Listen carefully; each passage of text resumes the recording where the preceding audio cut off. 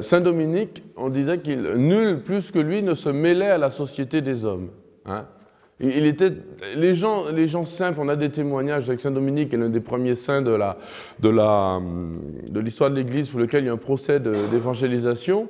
Eh bien, on a des témoignages mais extrêmement touchants de gens complètement différents, des seigneurs, des laboureurs, qui disent, voilà, il était tout le temps avec nous, il riait, il partageait notre vie, etc. Hein. Voilà, ça c'est le premier acte, verbo et exemplo, on aurait dû mettre exemplo et verbo, parce qu'il faut d'abord se mêler à la société des hommes.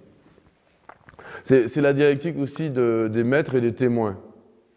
Je crois que c'est Paul VI qui a dit notre époque, et ça reste plus que vrai aujourd'hui, notre époque n'écoute pas des maîtres, elle écoute des témoins. Donc des gens qui sont proches, qui les touchent. Et si elle écoute des maîtres, c'est dur pour des dominicains d'entendre ça, mais bon, parce qu'on préfère être des maîtres que des témoins, mais il faut être les deux. Si tu veux être un maître, hein, c'est ce qu'il faudrait dire aux jeunes frères qui sont prêts à prêcher à la terre entière, etc. Si tu veux être un maître, il faut être un témoin. C'est-à-dire être quelqu'un qui est crédible, parce que si le témoin n'est pas crédible, eh ben c'est cacaboudin. Hein, je m'adapte au public. Hein. Si le témoin n'est pas crédible, c'est zéro. On n'écoute pas.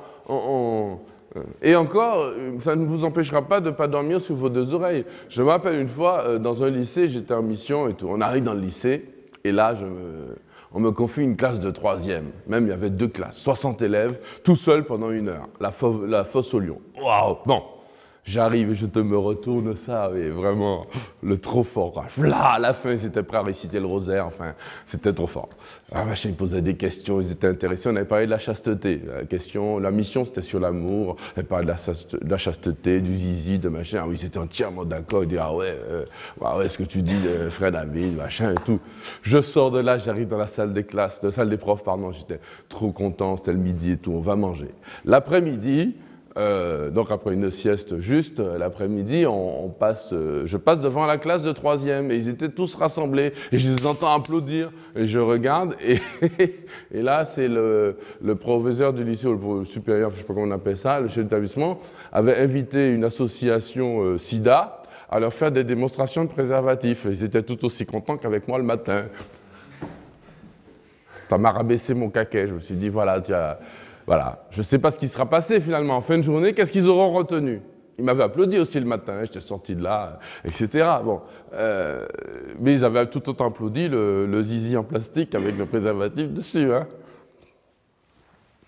Ambiance, bon.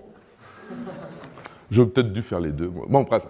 Alors, donc vous voyez, ce qui compte dans la parole verbo, je reprends, ce n'est pas d'abord la plaidoirie, c'est-à-dire le grand discours qui va expliquer les choses, etc., c'est le témoignage. Ça, c'est ce qui compte en premier, le témoignage.